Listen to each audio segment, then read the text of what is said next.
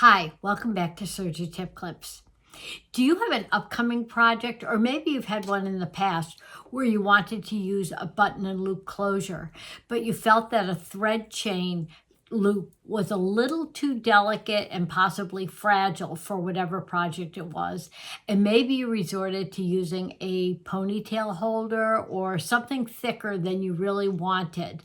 Well, I've got a good solution for you, and it's using either elastic thread, which you've seen in my Serger Savvy for shearing, or possibly 1/8 inch wide elastic to give you a stretchy, delicate, but durable button loop.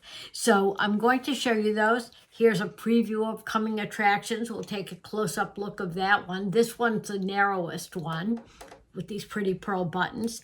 And I've got the wider one right here with the 1/8 inch wide elastic.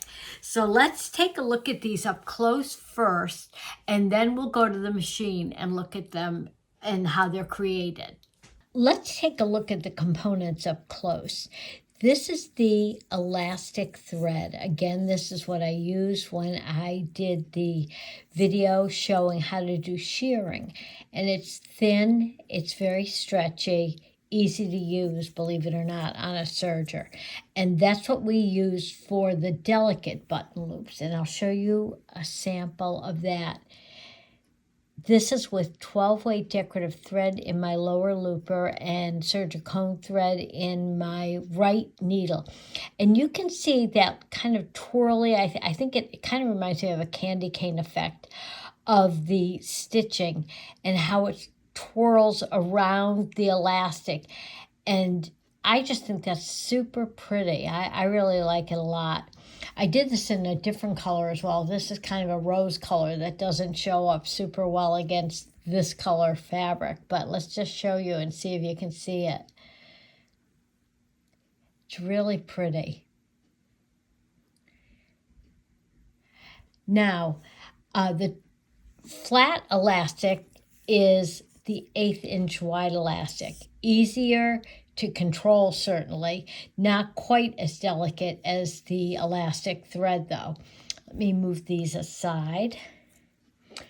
And this is what that looks like when it's covered with thread. It's just beautiful. And you can customize it to any of your projects so that it coordinates in color or matches one or the other. And I had one more of this one. Actually, this is kind of nice to really see that stitching on. There's that same color. And you can really clearly see how the stitching twirls around the elastic itself. Super pretty. So let's look at what it creates with the button loops. Here are the very narrow button loops, and I thought these buttons were pretty. And let me just show you. They create a really delicate little button loop with some stretch, which is super nice and makes it a little more durable as well. This is just a little sample that I stitched up. And then let's take a look at the wider green one. I love this button. I've had it for ages. And here we have that button loop. Really a good choice for when you've got a very large button to get around. But you can see how rather than making it go out, I brought it longer from top to bottom and kept it in close to the edge of the fabric rather than kind of hanging off because I think it's awkward looking. And that stretches, pops around the button, and basically kind of disappears. So those are our button loops. All of the settings that you'll hear me mention for the two different widths of elastic are variable. The two things that it will depend on is your machine and the type of thread that you're using for the decorative thread. If you're using something finer, like an embroidery weight thread, you may want to shorten your stitch. and vice versa. If you're using something a little bit heavier than the 12-weight thread as your decorative thread, you may want to lengthen it. I suggest testing all of these things extensively before you get started, because then you'll have a perfect result for your actual project button loops. After comparing the stitching on a single strand of the elastic thread to a double strand, the double strand looked better. The stitching had a little more heft to hang on to with the two strands together. The elastic thread has been inserted in the C17 cording foot. I have the two strands, and I'm making sure that I have enough behind the presser foot to hold on to it and my serger cone thread and decorative thread together to help advance it. My right hand is going to hold the strands together in front of the foot just for good control, and I want to make sure that those threads, the elastic threads, are traveling to the right of my needle. My knife is locked down because there's no fabric involved in this, and there's nothing that needs to be trimmed away. And as my hand gets closer to this, it eliminates any problems. I have my stitch finger pulled back and deactivated. It's on the rolled hem setting for a very narrow stitch. I'm going to put the presser foot down and very light tension behind the foot on the elastic to help it move.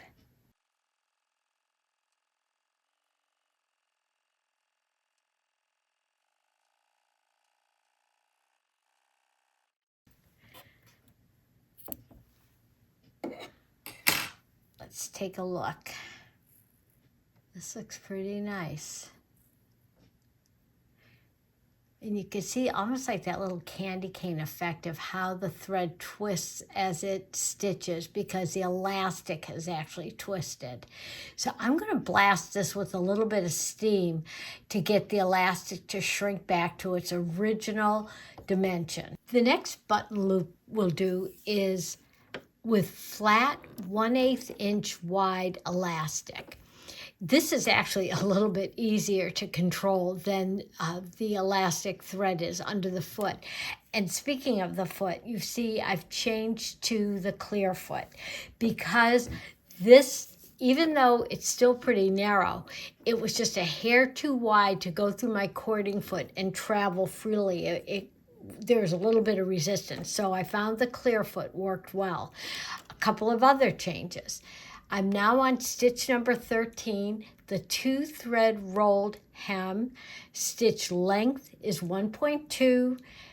The cutting width or stitch width is 5.5.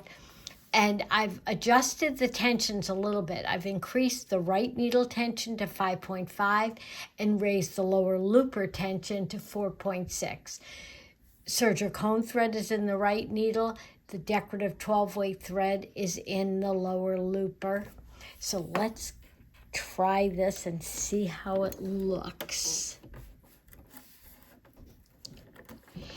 And again, I want to make sure that my elastic is always to the right of my needle. I just want to double check and be sure that my needle is not going to hit or pierce the elastic. There we go. I just moved the elastic a little bit further right. And with the hand behind the foot, I kind of angle that elastic off to the right just to make sure it stays where I want it to be.